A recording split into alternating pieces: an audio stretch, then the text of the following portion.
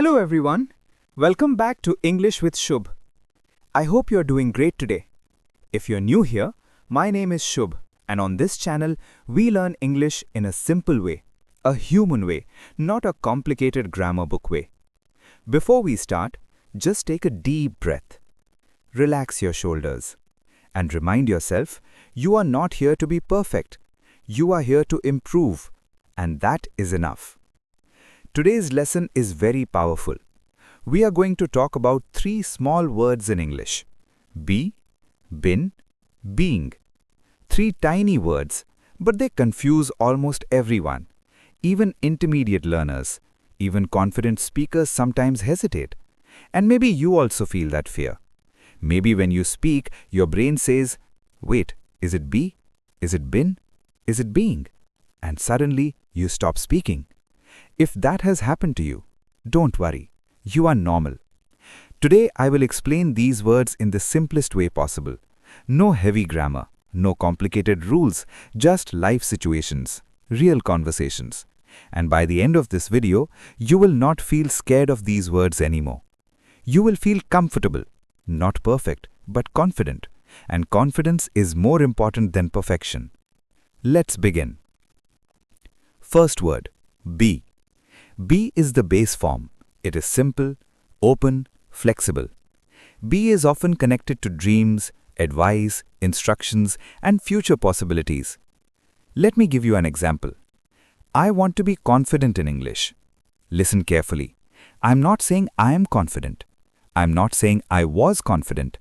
I'm talking about something I want in the future. A goal, a desire, a dream. That is why we use be. Be is often used after words like want, need, try, hope, plan. For example, I want to be successful. I hope to be better next year. I need to be more focused. I try to be positive. In all these sentences, be connects you to who you want to become. Now think about advice. When your mother says, be careful. When your teacher says, be quiet. When your friend says, be patient.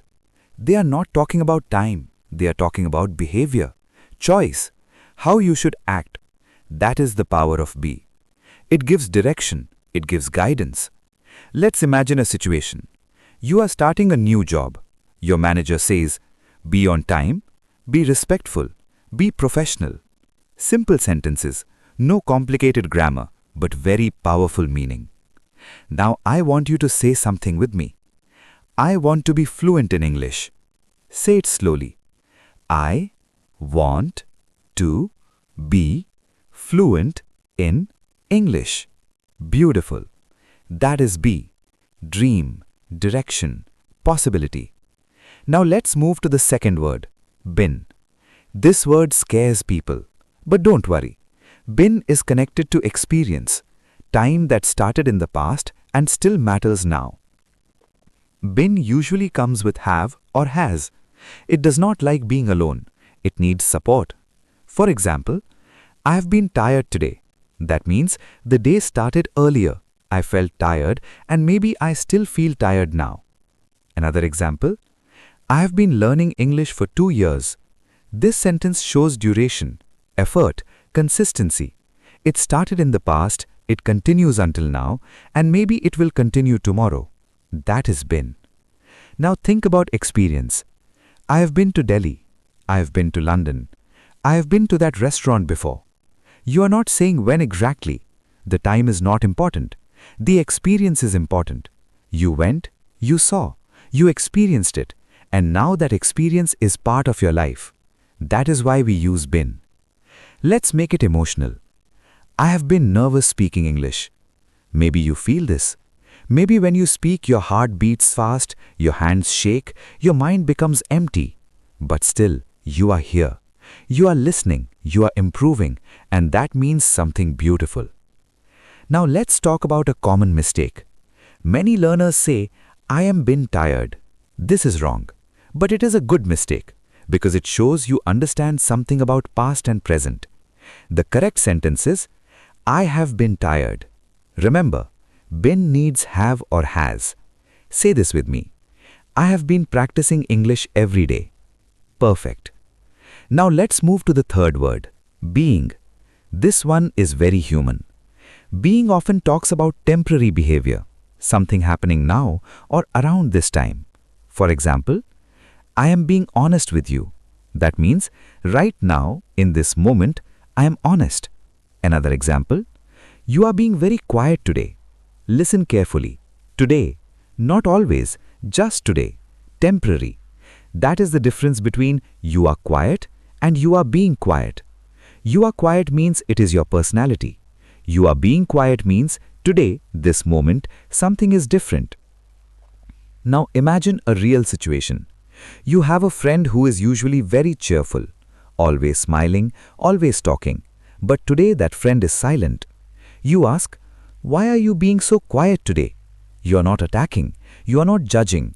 You are noticing change. That is the power of being. It makes sentences softer.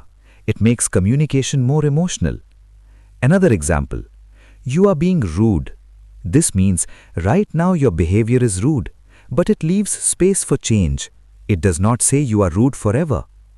Now let's connect all three words in one story. Imagine a person learning English. He says, I want to be fluent. That is a goal. Then he says, I have been practicing every night. That shows effort over time. Then he says, I am being more confident when I speak. That shows change happening now. Same person, same journey, three different words, three different meanings, and suddenly it's not scary anymore. Now I want to talk about fear. Many learners understand English when listening, but when they speak, they freeze. Their brain says, what if I make a mistake? What if people laugh? What if I choose the wrong word? Listen carefully. Making mistakes is not shameful. Staying silent is more dangerous. Language is for communication, not for perfection. Even native speakers make mistakes every day. They repeat words, they pause, they correct themselves, and nobody laughs, nobody dies. Communication continues. So if you say, I have been learning English, and you make a small mistake, don't stop. Continue. Flow matters more than perfection. Let's do a small confidence exercise. Say this sentence out loud. I have been practicing English and I am becoming better. Again, I have been practicing English and I am becoming better. Feel that? That is progress. Now let me give you a simple memory trick. Be is about who you want to become. Been is about your journey. Being is about who you are right now. Be, future direction. Been, past experience connected to now. Being, present behavior.